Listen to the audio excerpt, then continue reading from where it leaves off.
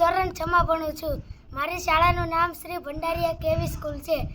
આ તમે જોવો છો, આ એક સોલાર કુલર છે જે સોલારથી ફરે છે। તેમાં જોઈશે 2 સોલારની પેનલ, એક જોઈશે પ્લાસ્ટિકની બરણી, એક પુઠ્ઠાનું કાગળ, એક સીપીયુનો પંખો, એક 12 વોલ્ટની મોટર અને એક પંખો એટલી જોઈશે અને થોડોક વાળો।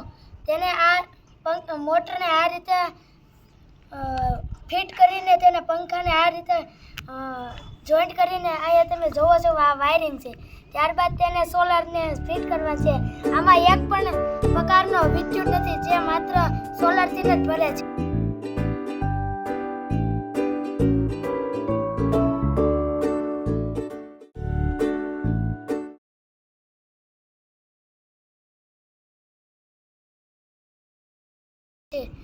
નમસ્કાર।